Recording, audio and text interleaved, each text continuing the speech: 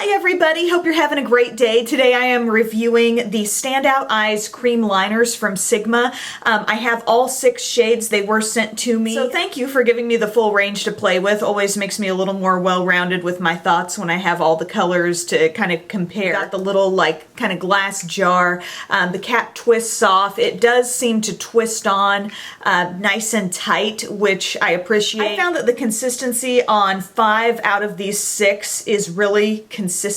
It's a consistent consistency mostly. They're very rich, creamy. It's not a situation where this liner is like so hard and solid that you've got to drag your liner brush through it multiple times to get anything going on there. It's very creamy. So when you do have a really nice creamy liner like that that doesn't seem the least bit dry, it does tend to apply really smoothly. So I don't have any issues getting this across my lash line. Most of these shades go on with very full color. And I'll clarify which ones take a little extra work when I start going shade by shade. There's no sparkle in any of them, and once they do set, they seem to set to a completely matte finish. My biggest complaint with these is the staying power.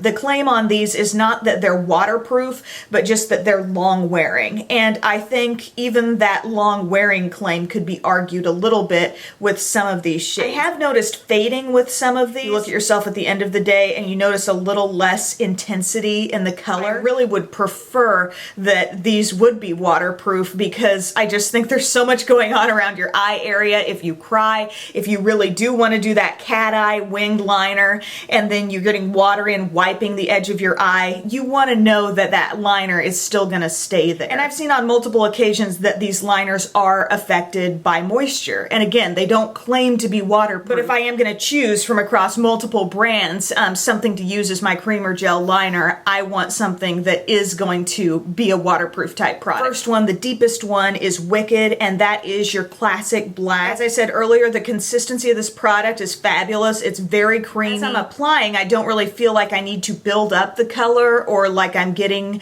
a dull, streaky look with it. I mean, it just goes on very rich. Then we've got Stunningly Ladylike, and this is a really, really dark brown. It's a great color, every bit as rich and creamy as what I've just described, but I have noticed fading when I've worn this by the end of the day. Next up is Liberally Toasted, and this is more of like a true brown. I like this shade applied in kind of a smudgy way. Nice color, very creamy, same thoughts on staying power apply though. Unexpected is this gray shade. This shade seems drier than all the rest. Whereas the others, it's like your brush could just sink into them. They're so creamy. This one is much more solid, just a little more dry. I don't know if anybody else who has tried these has noticed that. Now we're getting into the colors. The first one is Standout Peacock, and look at how just inky this looks in the packaging. It really is a beautiful teal type color. My one complaint about this one and the purple, you have to kind of build up these colors. They can come off just a little bit streaky with one swipe, and then you can definitely effectively build on them, but I think they just take a little more work. And then the final shade is a really true purple. It's called Royally Striking. It's nice how it is that true purple shade. There's no shimmer in it. It's just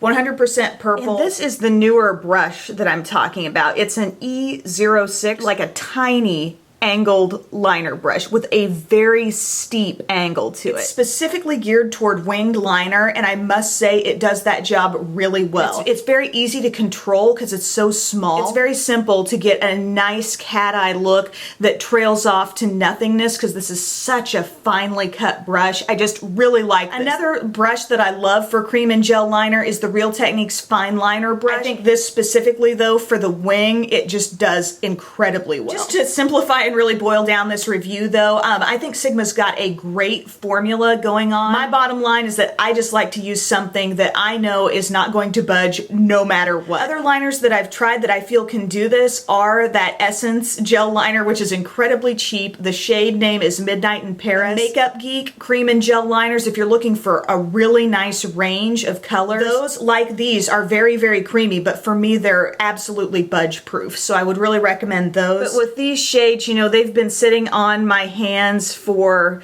about over half an hour now. That should be plenty of time for them to really set, but I'm still able to move the product. For me, the strongest part of this whole collection coming out is definitely this little brush, which of course could be used with any cream and gel liners in your collection. So thank you so much for watching, and I'll see you guys later. Bye.